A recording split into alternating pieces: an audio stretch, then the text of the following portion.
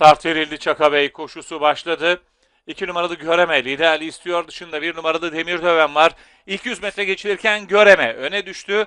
Farkı 1 boya kadar, 1,5 boya kadar taşıdı. 1 numaralı Demirdöven ikincilik hemen dışına doğru. 5 numaralı Dolu Dizgin geldi. Onun 1 boy gerisinde bariyer dibini 4 numaralı Şahbazlı tutuyor. Onların yarım boy, 1 boy kadar gerisinde 3 numaralı Kışlalı sırasıyla 1600 metre start yeri geride kalıyor.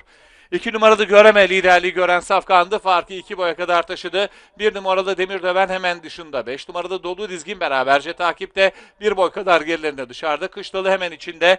4 numaralı Şahbazlı 1400 metre start yeri de geride kalıyor. 2 numaralı Göreme koşuya liderlik yapıyor. 1200'e doğru yaklaştırırken farkı 1,5 boy olarak koruyor içeride. Demirdöven dışında 5 numaralı Dolu Dizgin yakın arayla takipteki isimler 1 boy kadar gerilerinde. 3 numaralı Kışlalı yarım boy kadar gerisinde 4 numaralı Şahbazlı. 1000'e doğru gidiliyor. 2 numaralı Göreme liderliğini sürdürüyor. 1000 metre start yeri geçilmek üzereyken fark yine 1,5 boy kadar. 2 numaralı Göreme'nin liderliği 1000 lirayı geçilirken de sürüyor. Onu en yakından takip eden safkanlar içeride. 1 numaralı Demirdöven dışında 5 numaralı Dolu Dizgin. Onların 1 boy kadar gerisinde Kışlalı. Hemen onun içinde 4 numaralı Şahbazlı.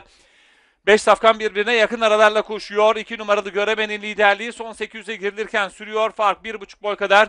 1 numaralı Demirdöven ve 5 numaralı Dolu Dizgin'in takibi var bunlardan. Demirdöven şimdi ikinciliğe sokuldu. 2 numaralı Göreme'yi yakalamaya çalışıyor. Koşuda son 600 metreye girildi. 2 numaralı Göreme 2-2,5 boy farklı önde. 1 numaralı Demirdöven takipte.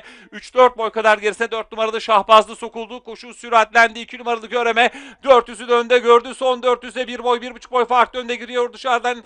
Demirdöven atak yapıyor. Farkı azaltmaya başlıyor. Fark kapanıyor. 2 numaralı Göreme dışında 1 numaralı Demirdöven son 300'de liderlik el değiştiriyor. Demirdöven liderliği alıyor. 200 lirayı geçilirken farkı 1 boya kadar çıkarıyor. İçeriden Göreme tazelemeye çalışıyor. 4 boy gerilerinde Şahbazlı var. 1 numaralı Demirdöven Çaka Bey koşusunda zafere doğru koşuyor. Farkı 2,5 boya kadar çıkarıyor. Koşuyu 1 numaralı Demirdöven kazanıyor. 2 numaralı Göreme ikinci, 4 numaralı Şahbazlı üçüncü, 3 numaralı Kışlalı dördüncü oldu. Çaka Bey koşusunu 1 numaralı Demirdöven Murat Gündüzeri ile kazandı.